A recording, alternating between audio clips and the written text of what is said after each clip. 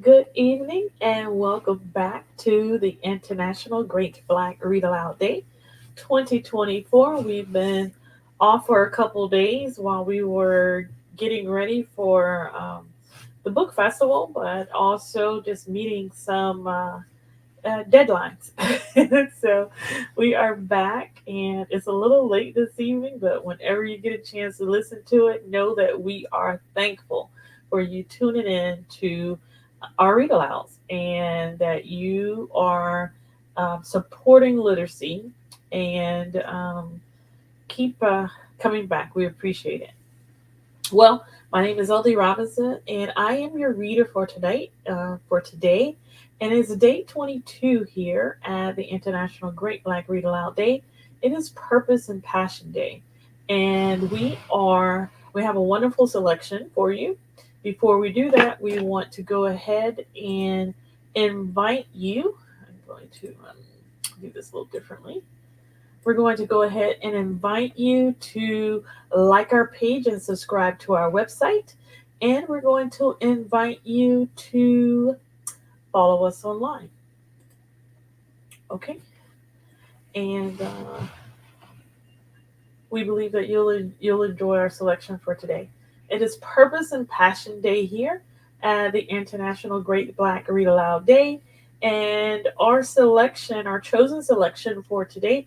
Before we get to that, I want to let you know that it is Fresh Book Festival time. The festival kicked off tonight, this evening, with the Fresh Film Festival. And our featured filmmaker was Miss Santanish Myers, who showcased four four works, and I will tell you that they were all enjoyable. And get a chance, we'll post some information later on about how you can see some of her work because it's really good. Okay, well, it is day. Oh, before we do that, I do want to make sure to remind you, go get your tickets for Fresh Book Festival. The book festival starts tomorrow in Daytona Beach, Florida. It will be at the Julia T. and Charles W. Cherry Sr. Cultural and Educational Center in the center of Daytona Beach. So join us tomorrow. Get your tickets. Students and teachers are free. I think students, teachers, I think, and students are free. Um, do not tell them LD sent you if I'm wrong. Okay, but I do know that students and seniors, I think students and seniors are free. So get your tickets online. If you've got a young person who is in a nearby college, a local college, let them know, and tell them to come out to the book festival. And you yourself come out. We believe that you'll really enjoy it. Okay, all right. So we're going to get to our read, and it seems like this is a little sluggish tonight, so bear with us as we make our way through this tonight. Looks like our internet's having a little issue. And as we said before, it is Purpose and Passion Day here at the International Great Black Read Aloud Day 2024 edition. And our selection for today is Everyday Ubuntu. Living, I'm going to put the banner up. Living Better Together, the African Way by Mungi in Ngomane. Okay? And we are going to put up our cover as we do because we like to give credit where credit is due. We read for educational purposes here. And there's our cover. Again, our selection for today is Everyday UBUNTU, Living Better Together, the African Way by Mungi Ngomane. Okay? Ngomane. All right. So we're going to get to our reading here. And our selection is coming from chapter 5. So let me get my banners back up, and we're going to read. Lesson 5. Have dignity and respect for yourself and others. African people did not hear of culture for the first time from Europeans. Their societies were not mindless, but frequently had a philosophy of great depth and value and beauty.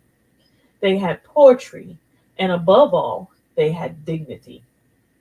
And this is Chinwe Achebe, um, in Proverb and Culture in the Novels of Chinwe Achebe.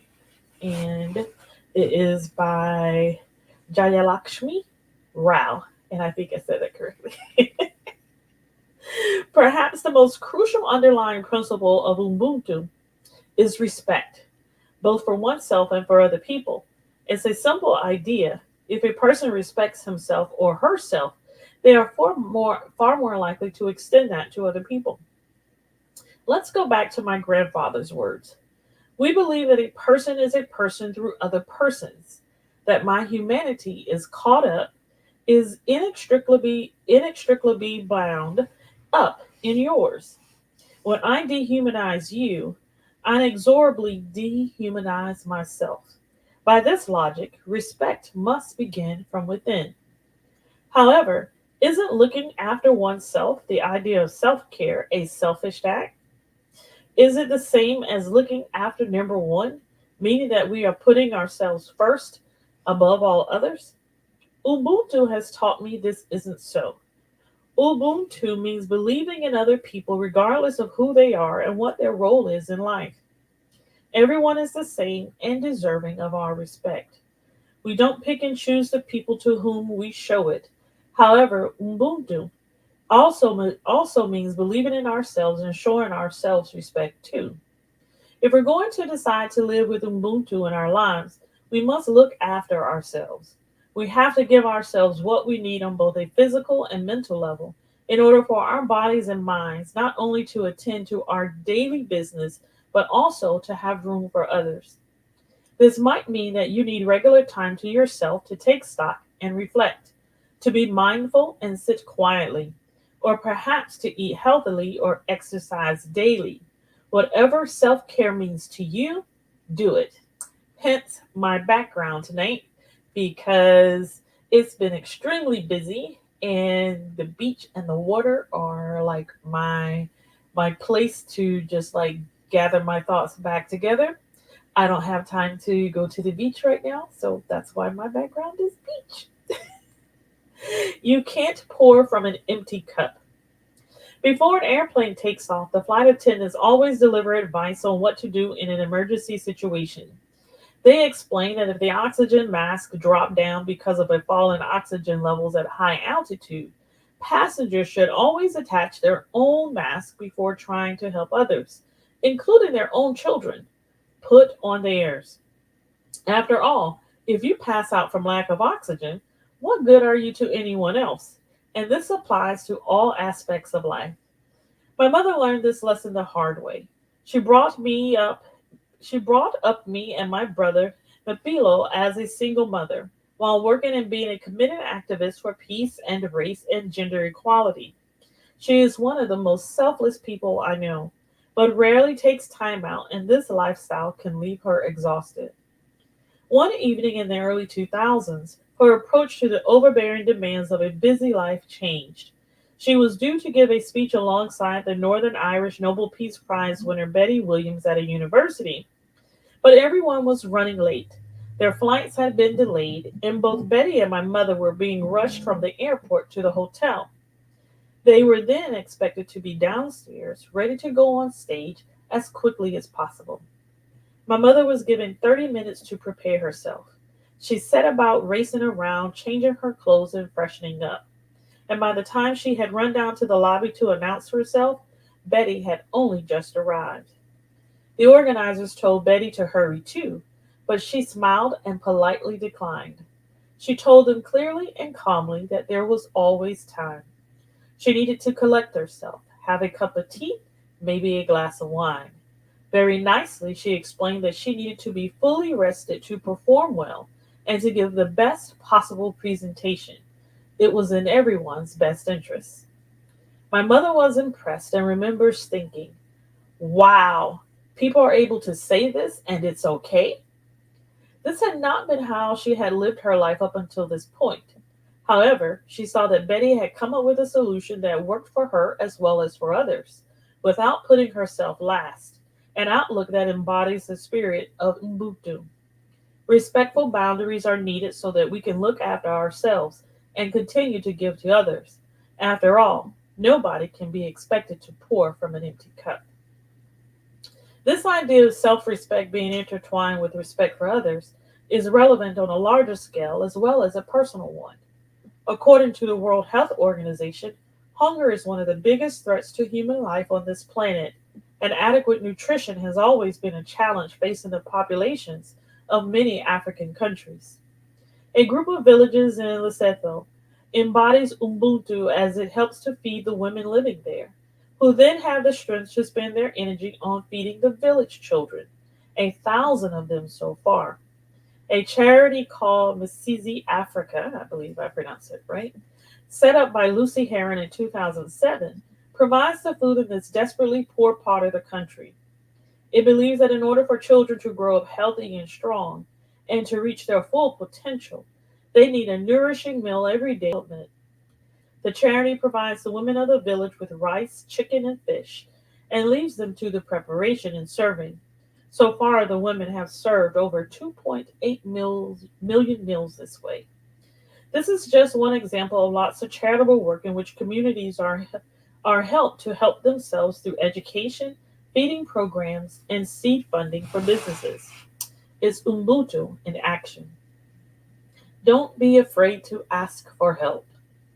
Seeking help doesn't come naturally to many of us. Ubuntu means recognizing other people and yourself, yet turning to other people for assistance can sometimes feel like the hardest thing in the world to do. We worry it might be viewed as a sign of weakness. It can feel embarrassing, revealing that we don't know enough or don't have the ability to do something. We fear feeling stupid or being seen as unable to cope, and we don't know for sure how the person we're turning to will respond. Pride or low self esteem can lead us to pretend nothing is wrong. Our world, and or at least the Western world, is obsessed with the idea of individualism, the belief that personal needs are more important than the needs of society as a whole. A joint study by the universities of Waterloo and Arizona State, covering a 50-year period, examined factors linked with individualism, such as family size, higher divorce rates, and job trends. Led by behavioral scientists Igor Grossman and Henry C. Santos, it found individualism first developed in the baby boomer generation and evolved alongside an increase in wealth and education in the United States. The well known phrase, pull oneself up by one's bootstraps, underscores the messages of individualism in our culture and leads us to believe we should provide for ourselves, so people end up suffering because they don't feel as if they can ask for help. At best, we might turn to a self help book or browse the internet for answers to our problems. Why do we find it so hard to turn to other people? When I was at boarding school, the teachers encouraged students to ask for help, especially as we reached our teenage years when life starts to get complicated. They told us, we can only help if we know you're struggling. Before people can help you, they have to see your need. This invitation made it much easier for our students to speak up when things weren't going well. It's not always that easy to know that help is at hand, though. Many of us feared being rejected. When you're feeling vulnerable and struggling, the last thing you want to hear is, no, I can't help you. Take heart, however. The reality is that many people like to help others. When a friend turns to you for advice, you likely feel flattered and want to do a good deed, don't you? Helping others makes a person feel wanted, needed, and good about themselves. So reach out and have a little faith. These people are truly people. Dignity is empowering and enables us to recognize one another's humanity. If someone acts in a dignified manner, it can have a bearing on the way they will be treated by others. Respect goes hand in hand with dignity. My mother told me the story of a butcher's shop in the community in which she grew up in Soweto. On the face of things, it was an ordinary shop, selling everything from chicken drumsticks to pork chops. What made it special, however, were the people who worked there.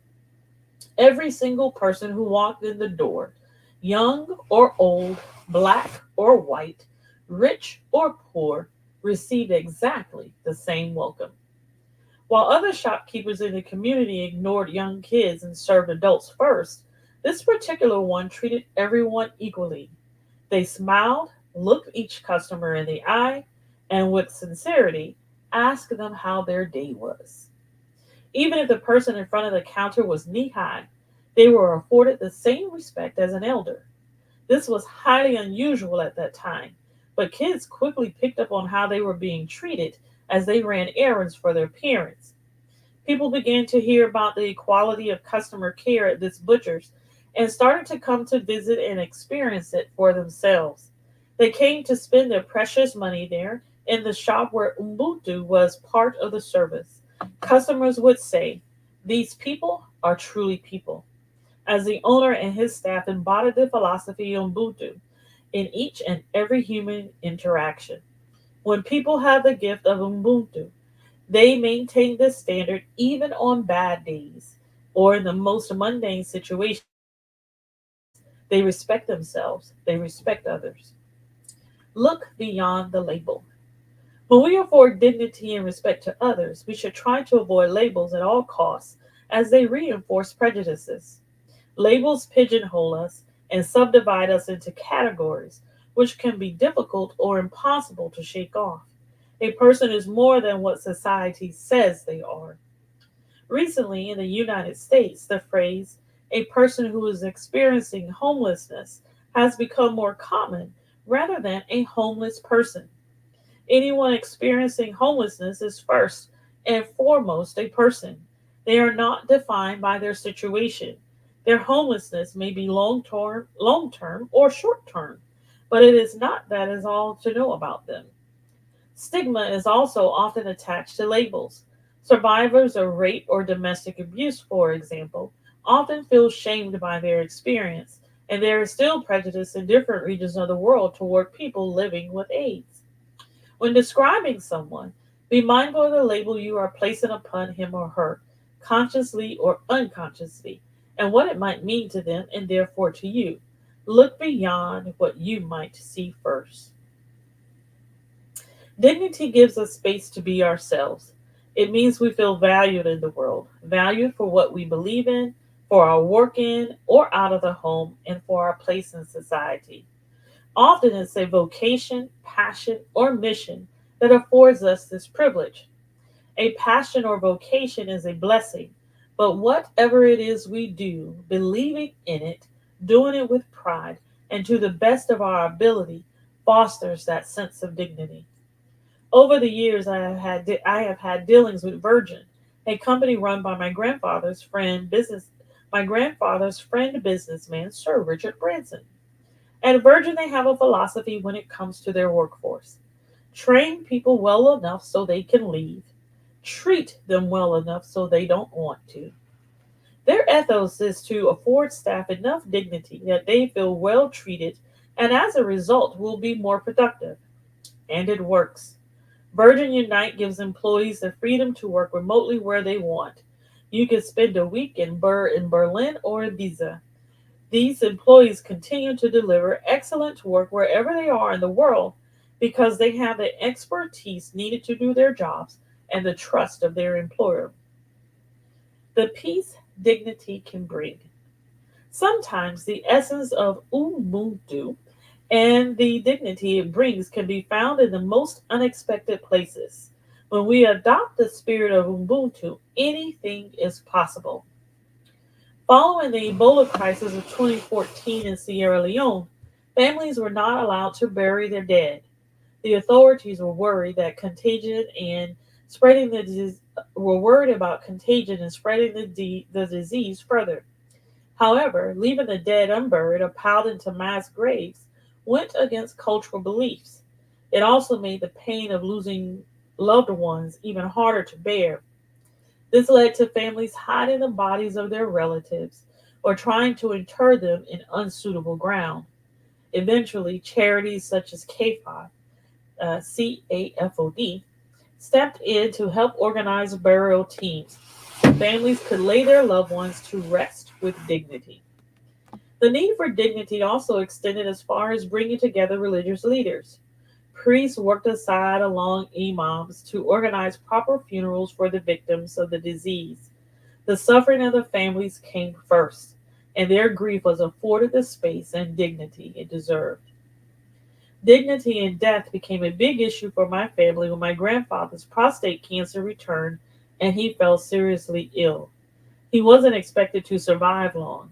He thought the end was nigh and was very vocal about his beliefs in maintaining his dignity, even if he were to face his dying day. For him, there is no self respect left if you are suffering unbearably and coming to the end of your life, yet provided with no choices except to continue suffering. Thankfully, it wasn't my grandfather's time then, and although cancer is recurring, he continues to fight his illness. However, in 2016, on his 85th birthday, he wrote an article about his wish to have the option of assisted death when his time does come. 2 years previously, he had also written in The Guardian that, just as I have argued firmly for compassion and fairness in life, I believe terminally ill people should be treated with the same compassion and fairness when it comes to their deaths. Dignity gives us space. If a loved one dies in dignified circumstances, we can feel comforted despite our grief, knowing that they might have suffered less. Whatever is happening in your life, giving yourself and others dignity and respect provides comfort and empowerment. It can make you feel better in uncertain times and help you to see the bigger picture. That when people have their dignity, they feel empowered. And empowered people empower more people in turn. That's what we all deserve. When help me feels an impossible task, think about this. Number one, most people love helping others. It's flattering to be asked for help, and by reaching out for assistance, everyone feels less alone because we all, whoever we are, face problems in our lives. Challenges and upsets exist for every living, breathing human being, often on a daily basis. Sharing our struggles is part of our humanity. Two, step outside yourself. If you find it hard to ask someone else to be your friend, try to be your own friend. Write down your problem and then imagine someone else asking you for help to solve it. What would you say to them? You can also find an organization or charity that might assist you. Online forums can be very useful too, as they can give us help anonymously if we feel unable to speak out loud about any difficulties we might be facing. Three, know you're not alone. Unless you have arrived from another planet, there isn't a single other human being who has not encountered a problem similar to yours. Help will be out there. What do you need to bring dignity into your day? Each day, most of us need to eat wholesome food, do some kind of exercise, even if it's just a walk, feel a sense of community by talking with others, and have a purpose in order to feel at our best. If we aren't able to meet our basic needs, it's harder to afford ourselves respect and dignity. Recognize what makes you feel better or worse. When unhappiness sets in and you feel dissatisfied with life, it's often accompanied by a sense of restlessness. You can end up reaching outside yourself for distraction of any kind, often fueling unhealthy habits. In the hope of cheering yourself up, you might find yourself shopping for things you can't really afford, looking up a former partner online, someone you should steer clear of, or scrolling mindlessly through social media, all to fill a gap. Recognizing these moments and taking stock of your behavior and motives before you do something that will make you feel worse is key. Whether it's deleting social media apps on your phone or going for a long walk in nature, often taking ourselves out of the situation can provide immediate relief. Your opinion of you is what matters most. A phrase often attributed to former First Lady of the United States, Eleanor Roosevelt, is, quote, no one can make you feel inferior without your consent, end quote. It's a quote you can find displayed on the walls of schools, for example. intending to inspire young minds.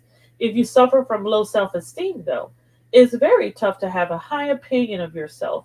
It's difficult not to feel inferior. Our internal voice then often mirrors our experiences in life. If your everyday outlook is negative and you approach life expecting the worst, it's far more likely that others will respond negatively to you, and your life experience will become a negative one. It then becomes a vicious cycle. By contrast, if you like yourself, you are more likely to see the good in others and they'll see the good in you. We were all born with a purpose before people were born. Let me read that again. We were all born with a purpose before people were able to form opinions of us. Take care of yourself. Focus on the positives. Learn a new skill. Connect with people who love you. To escape the negative cycle of self criticism, number one, realize you're caught in a cycle.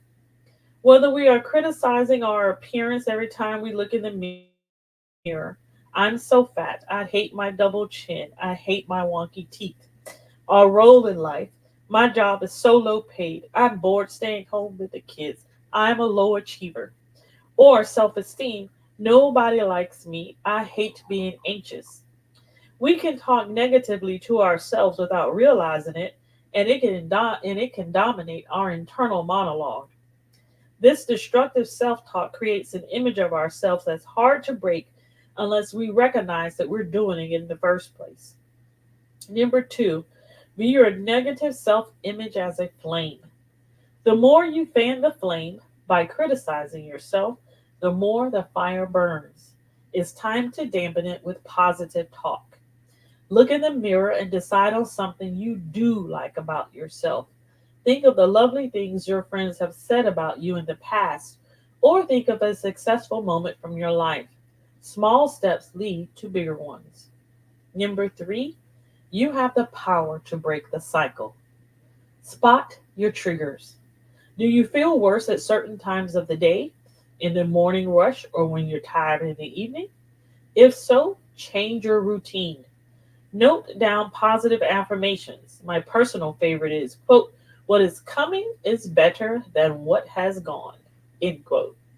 And stick them around your mirror to read as you get ready in the morning. Write in a gratitude journal every evening before bed. Walk to work along a different route for a change of scenery, or go somewhere different on your lunch break. Even avoiding people who drain your energy is acceptable if you want to break your cycle. Simply being mindful of how your reality is distorted by negativity can be the start of change. Number four, be kind to yourself. Whenever I used to feel bad about myself or spoke about myself in a negative manner, my mother would tell me to be nice to her daughter because she thought her daughter was pretty great. Now, when a friend talks about herself to me in a poor way, I ask her to please be nice to my friend because I think highly of her. Step outside yourself and see the good.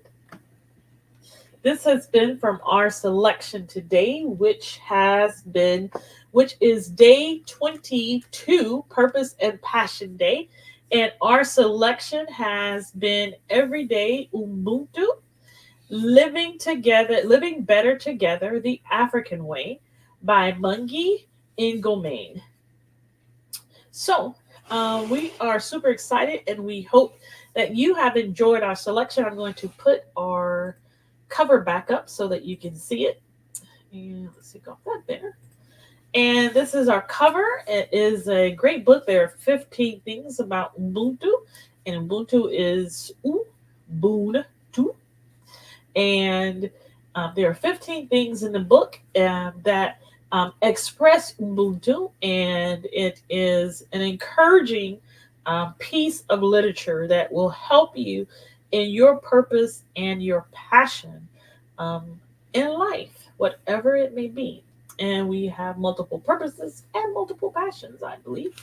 And so it's always good to remind ourselves of um, of what helps to fuel us and keep us so that we are not trying to pour from an empty cup. And that's a good reminder to myself. And so I've read that chapter multiple times, and it keeps speaking to me. And so, for my own purpose and passion, I will continue to make sure that my cup is full. Hence the beach behind me. Um, I see myself relaxing somewhere in the near future. All right, and so I hope you have enjoyed day 22 here at the International Great Black Read Aloud Day. It is Purpose and Passion Day. We want to remind you that we are reading all month, and we invite you to read with us. And you can do so simply by getting your phone, getting your webcam, and reading, or having someone film you while you're reading. Tag us, identify the name of the work, identify the author, of course, because we want to give credit where credit is due, and tag us, Tig Brad, and the International Great Black Read Aloud Day, and read for at least 5 to 7 minutes. And we want to remind you that we are reading every day. We have some days, some makeup days to do, and we will be doing those this month. And so tomorrow is sports day, and we have a great selection for you tomorrow. Sports is always like one of my days that I like. I like sports, but I'm not like a real, like, I gotta watch this thing, right? Um, but I will tell you that we've been doing the read alouds, and so I have to read a number of books in preparation for the days. I'm reading multiple books. I'm reading pieces of books, and so all these things are like they're all cataloged, right? And I find that there is such wonderful wisdom in sports books beyond just the game, whatever it may be, but that the parallels with sports, with life, are really insightful. And so tomorrow we have another selection for you on day 23, which will be Sports Day. And we will probably be coming live tomorrow from the Fresh Book Festival in Daytona Beach, Florida. So we'd love to see you there with us. Get your tickets online at freshbookfestivals.net. We'll see you tomorrow here at the International Great Black Read Aloud Day 2024. Bye bye.